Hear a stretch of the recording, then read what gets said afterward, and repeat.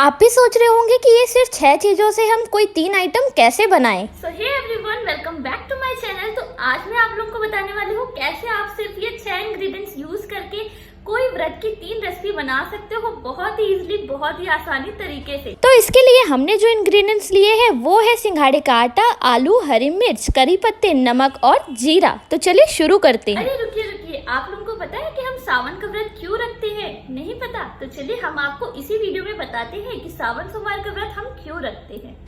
तो सबसे पहले हमने जो आलू लिए थे उन्हें हम उबाल के साइड में रख लेंगे।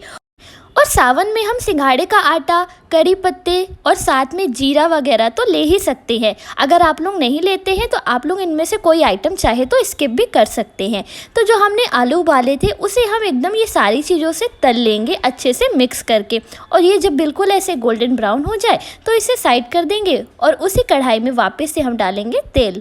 और फिर हमने यहाँ पर जो सिंघाड़े का आटा लिया उस पर हम डालेंगे थोड़ा सा नमक और पानी। बेसिकली हमें यहाँ पर इसका बनाने हैं, जैसे हम आलू बंडे बनाते हैं वैसे हम यहाँ पर सिंघाड़े के आलू बंडे बनाएंगे। तो बस हमें इतनी ही कंसिस्टेंसी चाहिए।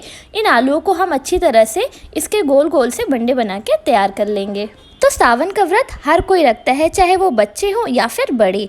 तो सावन के व्रत में कहा जाता है कि ये जो सावन का महीना है ना, इस समय भगवान विष्णु जो हमारे सृष्टि के कर्ता धर्ता हैं वो यहाँ घोर निंद्रा में चले गए थे। इसलिए इस समय हमारे शिव शंकर जी महादेव यानी कि वो हमारे सृष्टि के कर्ता धर्ता थे। और इसीलिए सारी स्त्रियाँ और सारे बच्चे जो भी है वो व्रत रखते हैं, ताकि हम इस टाइम में व्रत रहेंगे और शिव शंकर से जो भी मांगेंगे वो हमें ये पूरा के देंगे।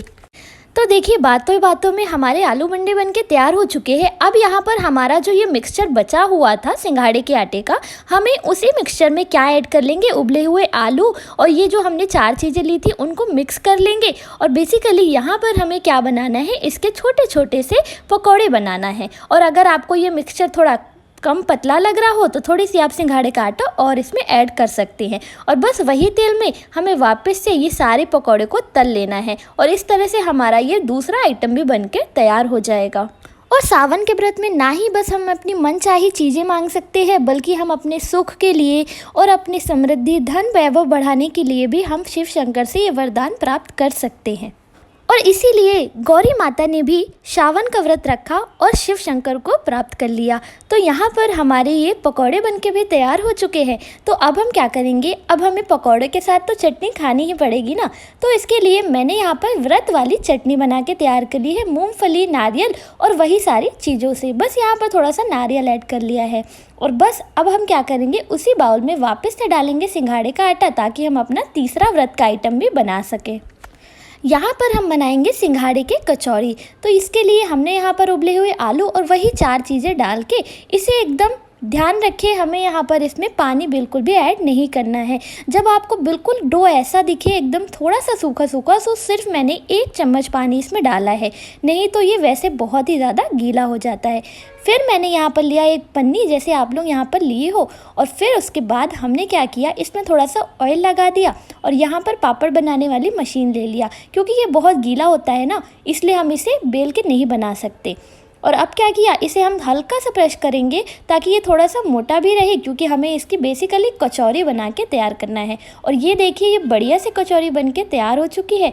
वही वापस से तेल में हम इन्हें एकदम सैलो फ्राई कर लेंगे, थोड़ा थोड़ा इसमें तेल ऐड करके। और ये हमारी शानदार कचौरियाँ बन के भी तैयार हो चुकी है। और साथ ही जो स्त्रियां होती है ना, वो सावन का व्रत अपने पति की लंबी उम्र के लिए, अपने बच्चों की लंबी उम्र के लिए भी रखती है। और ये भी कहा जाता है कि शिव शंकर ने सावन के समय ही अपने गले में विष को रखा था। तो इसीलिए उनके विष के प्रभाव को कम करने के लिए सारे देवी देवताओं ने उनको जल अर्पित किया था। इसीलिए हम सावन में शिव शंकर के शिवलिंग पे जल अर्पित करते हैं। तो अगर आप भी चाहे सावन का व्रत रखना, तो आप ज़रूर इस व्रत को रखते हुए शिव शंकर पे जल अर्पित करिएगा और अपने मन की इच्छा भोलेनाथ से बताते हुए रखिएगा, ताकि वो आपके मन की इच्छा भी पूरी कर सके। तो ये देखिए बातों ही बातों में हमारे ये 3 रेसिपी बनके भी तैयार हो गई। अब जल्दी से किस बात की देरी, फटाफट से चैनल को सब्सक्राइब कर दीजिए।